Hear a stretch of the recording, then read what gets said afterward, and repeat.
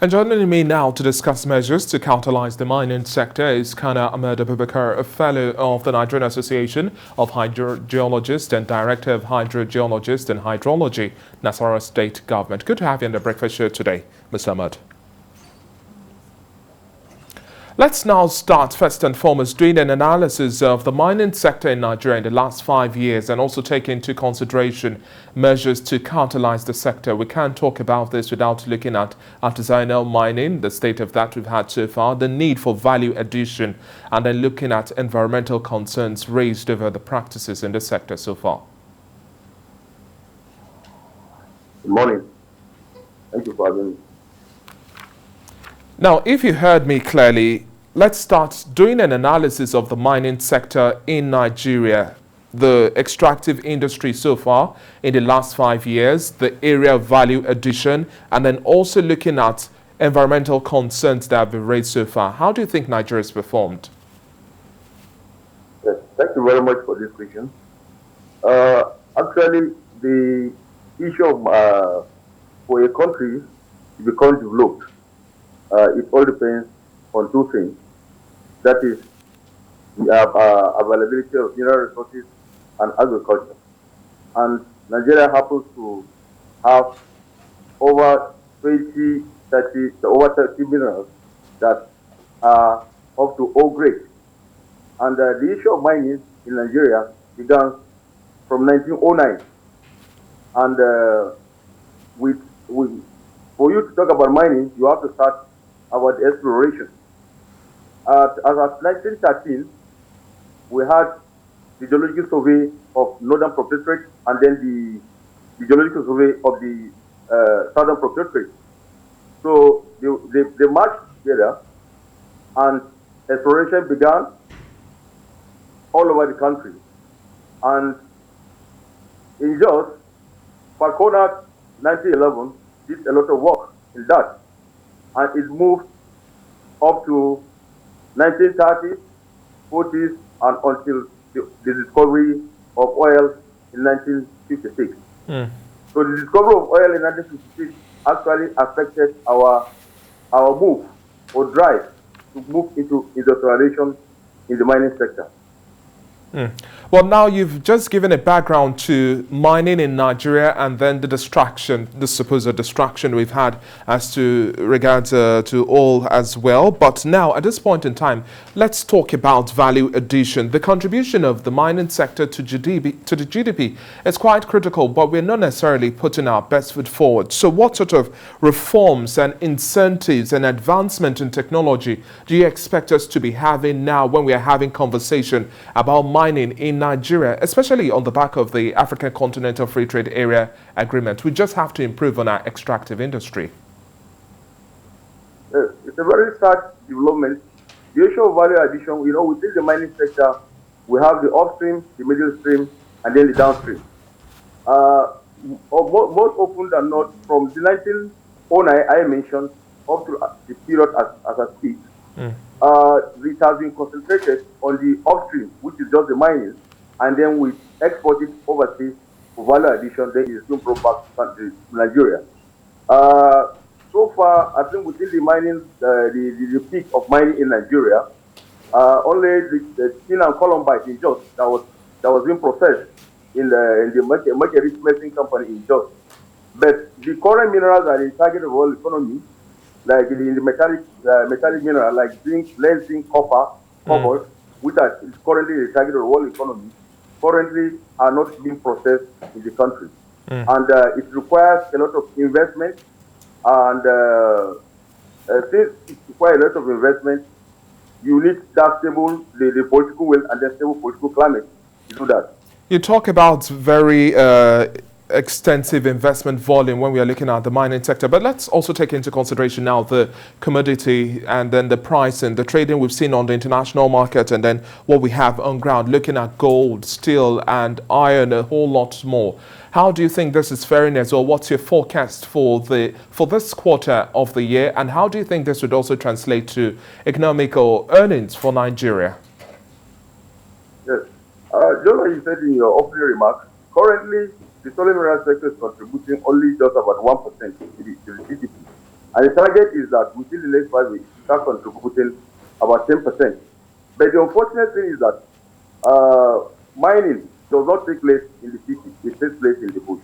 So currently, with the issue of insecurity, rural insecurity, banditry, etc., etc., it is actually affecting the inflow of foreign investment into the country, because such investment requires billions of dollars, and we need a lot of data.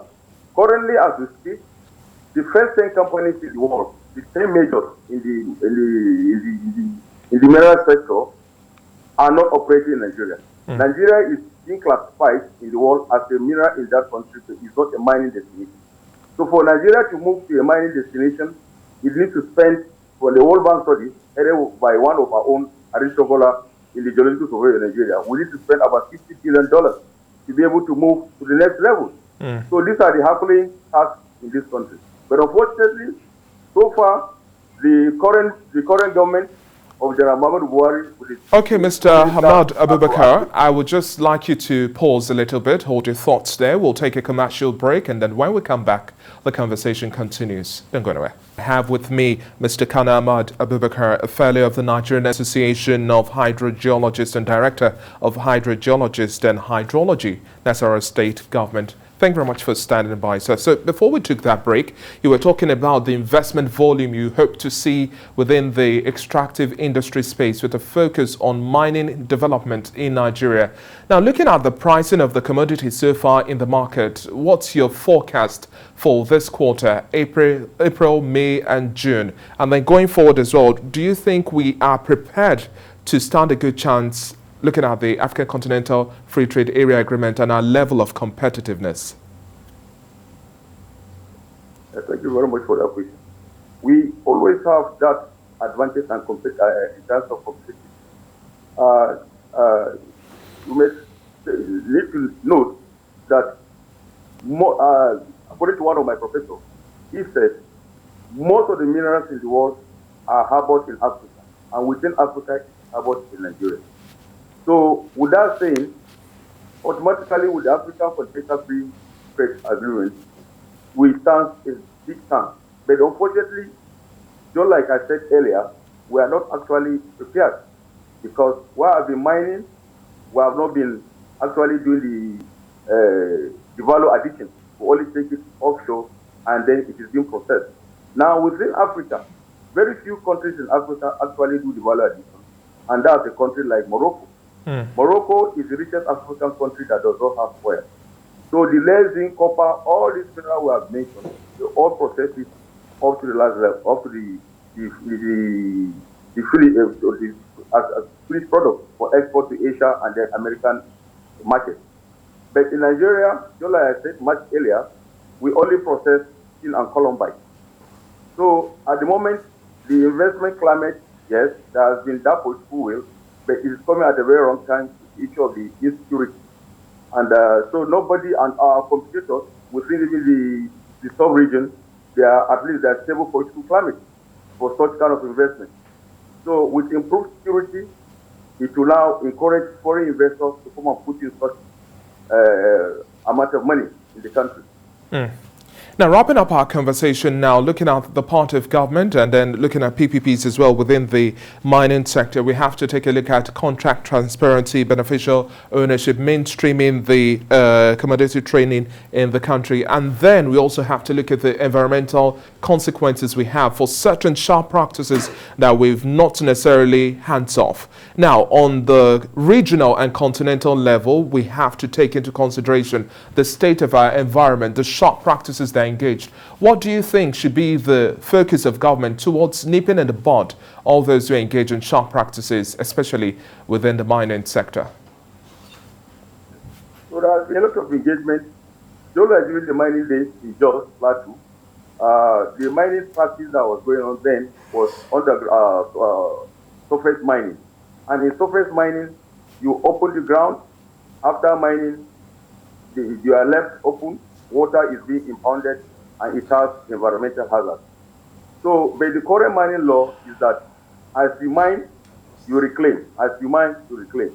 So a lot of advocacy has been going on to be able to avert such kind of disaster. Well, irrespective of the laws being in place, we still have open, like you made mention of, open surface mining done as well. We need a stronger implementation. To what extent do you also expect other reforms to come into place to checkmate these practices? Yes. As we speak, there has been a roadmap, mining roadmap in Nigeria within the last 6 years in this current administration. And the roadmap, all what is in the mining sector is all encapsulated in the roadmap. Okay. Well, thank you very much for your time on the Breakfast Show today, Mr. Kana Ahmad Abubakar, Fellow of the Nigerian Association of Hydrogeologists and Director of Hydrogeologists and Hydrology, Nasarawa State Government. It's been a pleasure speaking with you this morning.